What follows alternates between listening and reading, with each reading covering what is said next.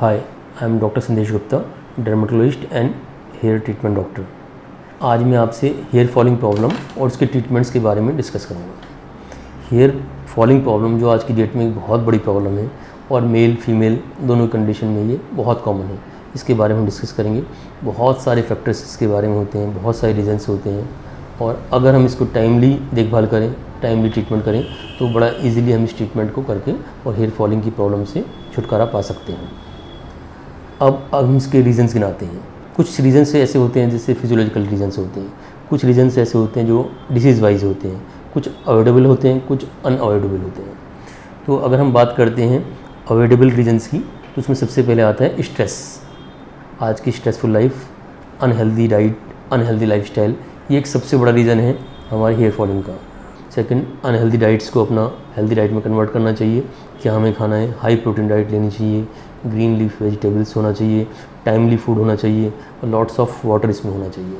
अगली चीज़ आती है अनहेल्दी हैबिट्स की, तो लेट नाइट तक जगना, मॉर्निंग में देर से उठना, स्ट्रेसफुल लाइफ, ज़्यादा काम करना और स्ट्रेसफुल या अलग कंडीशंस जिसमें हमारी बॉडीज़ को ज़्यादा एक्सर्शन करना पड़ता है, उन सब चीज़ों को हम अवॉइड कर सकते हैं।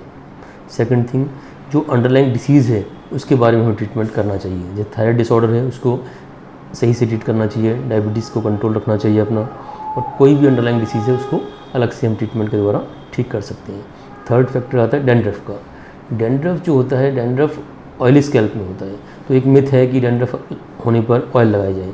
तो सबसे पहले ही मैं बताना चाहूँगा आपको कि जब भी डैंड्रफ होता है तो सबसे पहले हमें ऑयलिंग स्टॉप करनी चाहिए और एक अच्छे एंटी डैंड्रफ शैम्पू लेके जिसमें कीटोनाजोल हो और जेडपीटी हो, इससे अगर हम रेगुलर वॉश करते हैं अपने स्कैल्प को वीक में ट्वाइस और थ्राइस, तो ये बहुत जल्दी हम डैंड्रफ से छुटकारा पा सकते हैं।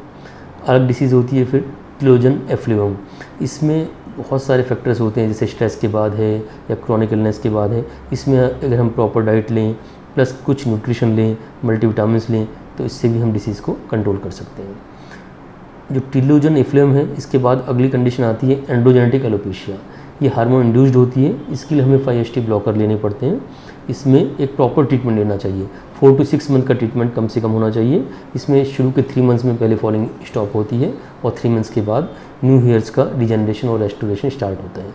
वो एक पर्टिकुलर टैबलेट्स के थ्रू, कुछ लोशंस होते हैं, कुछ एंटी हार्मोन थेरेपीज़ होती हैं, इनके थ्रू हमें लेना चाहिए। ये पार्ट आ गया है कन्वेंशनल मेडिसिन में। कुछ ट्रीटमेंट्स ऐसे होते हैं जैसे PRP थेरेपी, इसके बारे में हम अगले सेशन में डिटेल में बताएंगे। और थर्ड थिंग, अगर कहीं भी कुछ काम नहीं कर रहा है, जहाँ हमारी फॉलिकल डिस्ट्रॉय हो चुकी है, वहाँ पर हमें हेयर ट्रांसप्लांट का सहारा लेना पड़ता है। इसके बारे में अलग से आपको कुछ हमसे जानकारी प्राप्त करनी हो तो आप हमें लाइव के थ्रू कॉन्टैक्ट कर सकते हैं।